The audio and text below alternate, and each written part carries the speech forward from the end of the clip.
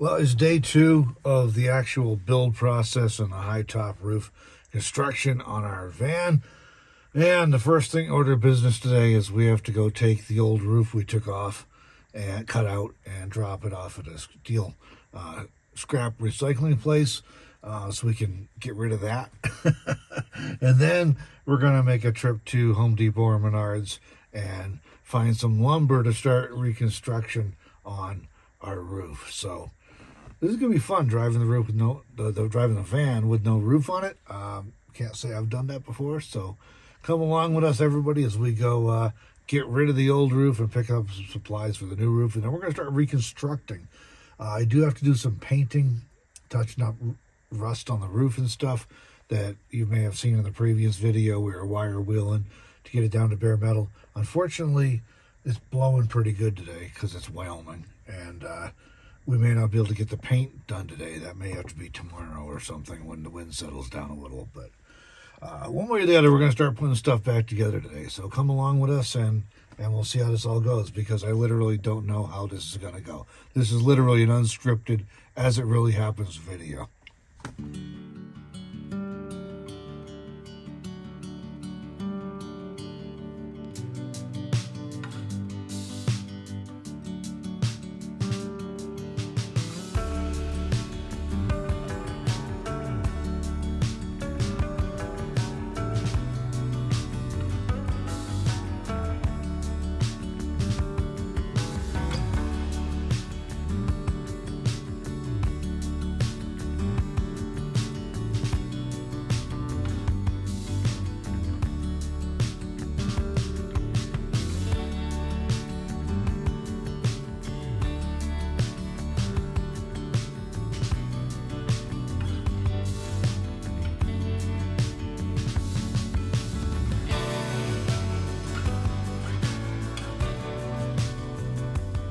So the air conditioning does work in this van, but I mean, there's no point in turning the air conditioning on when you get a big hole in your roof. I'm surprised. Windows down, hole in the roof. It's hot today, and it's quite comfortable driving around in the van with no AC. So reminds me when I was a kid, my father used to sell to people he had 260 AC in his old Ford, and by that he meant put both windows down, drive 60 miles an hour. So if you don't have air conditioning in your van, or you're one of those people who doesn't like air conditioning, which I get, I highly recommend cutting a hole in the roof of your vehicle, because it really lets the air flow through, and it really helps to address the greenhouse thing of heating up because the sun coming through the glass, because all the heat can escape right out the roof. It's wonderful. Highly recommended. And now we're just making a quick unofficial stop. It's a dump station in town, because we brought along our portable jugs that we use to dump, so we don't have to haul the trailer down to town, because it's kind of getting in rough shape. So we try to limit how often we move that thing. So quick stop here, then we're on to the post office, because selling more stuff on eBay, and then to the scrap place to recycle the roof we cut off, and then to the lumber yard to get some stuff to start building a new roof. So road trick with a hitch all on it, because that seems to be pretty common on the road tricks, because one of the worst spots in town to get to is our local post office. It's just on this little one-way block, and it's just, traffic's horrible, and you can't ever see anything. And I know you people who live in big cities will think I'm crazy, but there's too much traffic for me. So anyway, we're going to run in the post office here and drop off a package that's going out to the southeast U.S. And then we're going to go do our scrap thing, and then we're going to the lumber yard. So.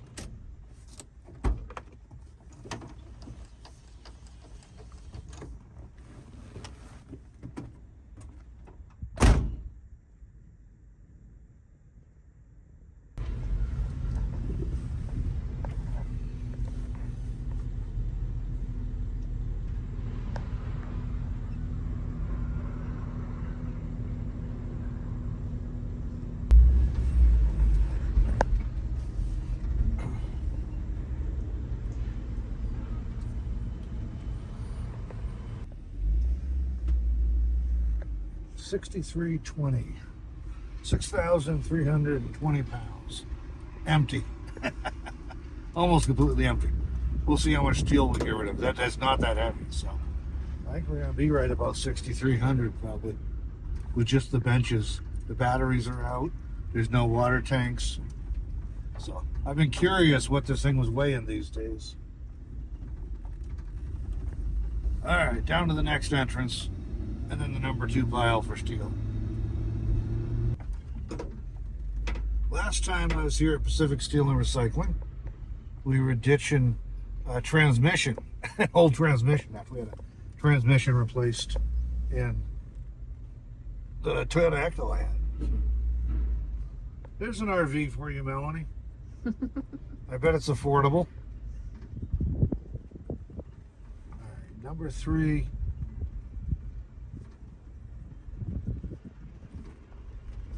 Number 2.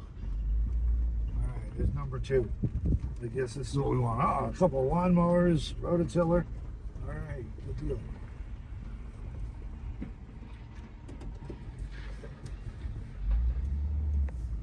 I guess this is where we want to be. Looks like different steel scraps. So get my gloves on and we'll haul this out again. And we'll go back and get reweighed and see how much weight we left. I don't think it's more than, we only took out half the roof and it's surprisingly light. So if it's 30 or 40 pounds, I'll be surprised. So we'll find out though. We might get under 6,300.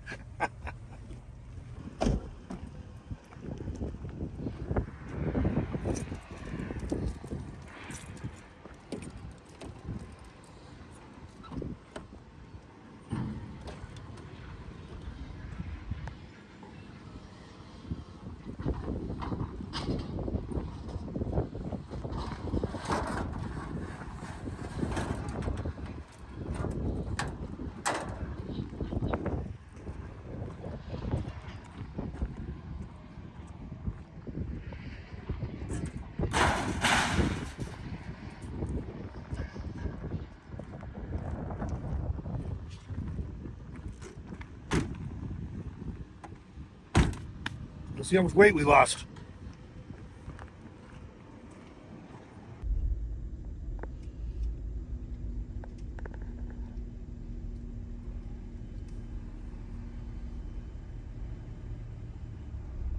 It's like 20 pounds. I told you guys it was light.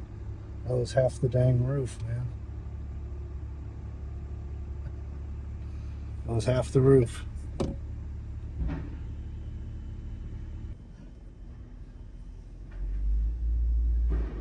So I pull off and coincide with my ID.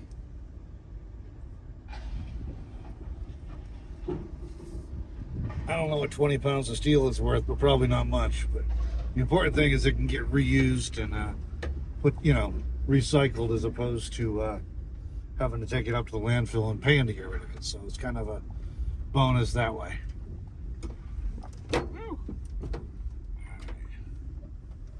I'm around to the customer parking at the sales office.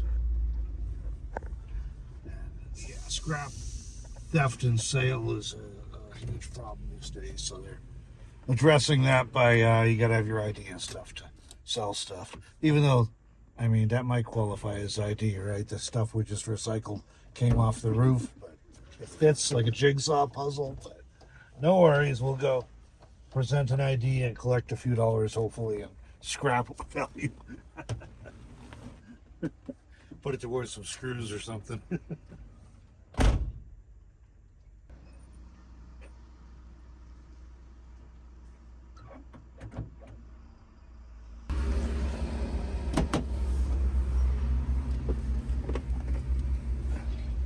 All right, guys.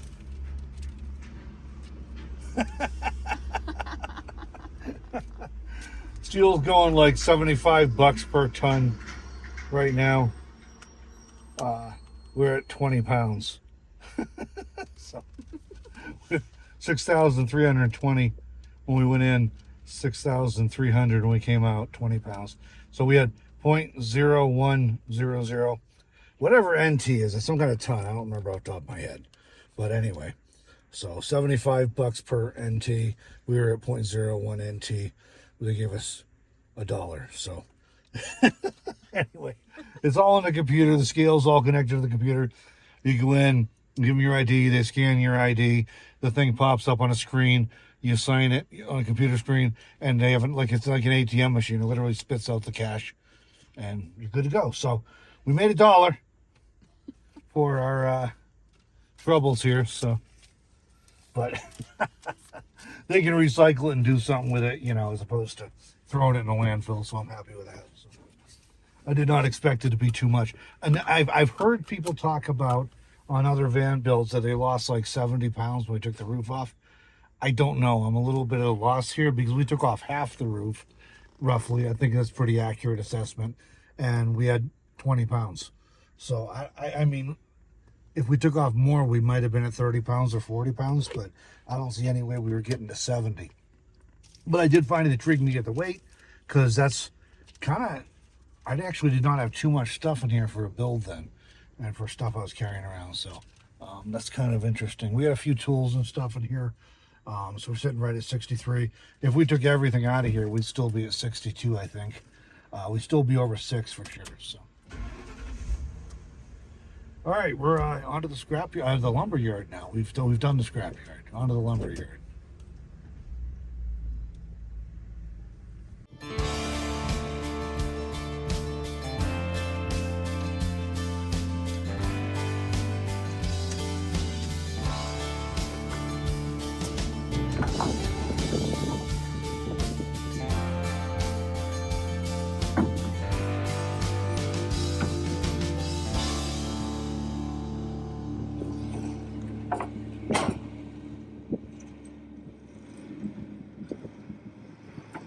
All right, so there's the first of several, I'm sure, trips to Home Depot or Menards, not counting the ones we did for the jigsaw and reciprocating saw blades to cut the roof off yesterday. This was like $168, mostly lumber, some screws, some bolts for attaching things to the van body itself, and some urethane adhesive for, again, for securing things. So we're close to $200 now, getting going. We'll kind of try and keep track of, at least somewhat closely, any expenses with this, so you have an idea of what it cost us to build this. And that's going to vary a whole lot depending on the choices you make and the tools you have available to start with.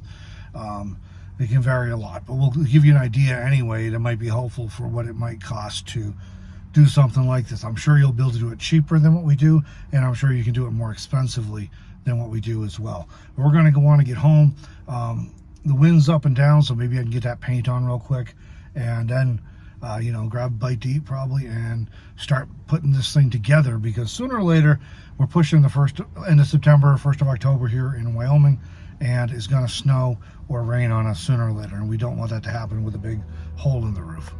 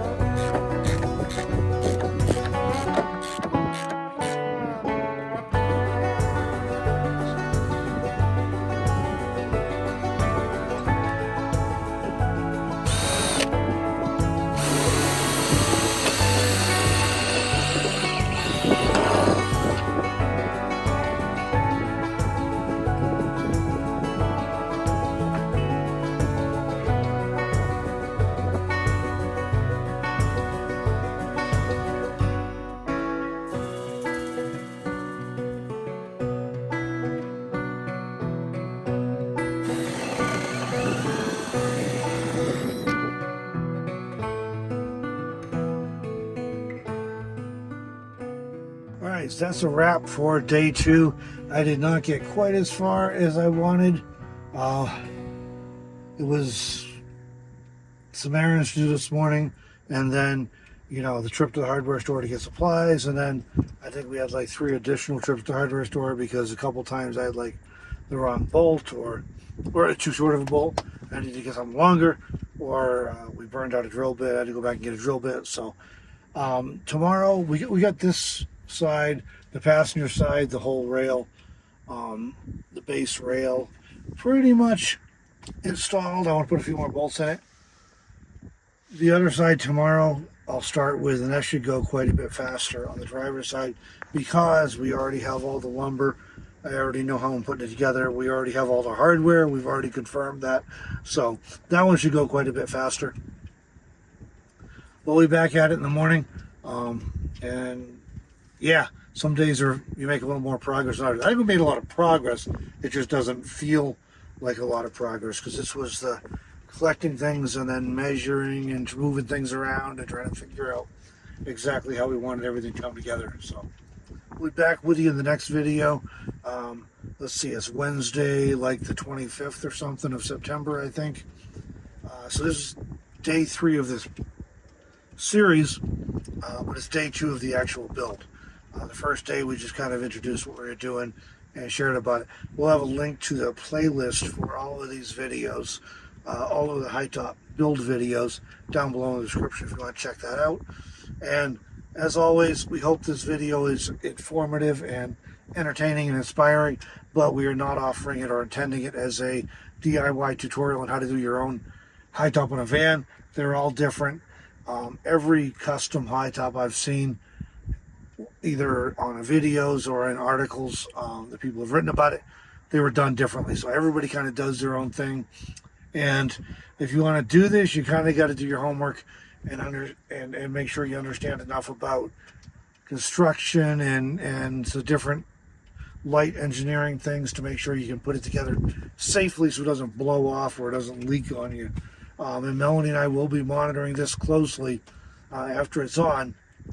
The upshot is we're building it, so we know how to fix it if there is a problem. I don't think there will be because so far things are pretty solid and we haven't even, got everything put together. So I think we'll be just fine, but we will be monitoring closely to make sure there's no issues, nothing's coming loose or anything. Anyway, thanks for joining us with this video. We will catch you in the next one. I'm heading inside. We just finished putting away some tools. I'm heading inside to kick the shoes off, put my feet up, grab a bite to eat, drink another cold beverage because it has been in the 90s today. The weather people lied to us. It was supposed to be nice fall weather all week, like 70s and 60s. It's been in the 90s. That we have fire weather watches for today and tomorrow, and it's been blowing like crazy, the wind has been awful today, which has kind of slowed us down on recordings. We didn't get to show you quite as much today as we would have liked, just because the wind has been so awful.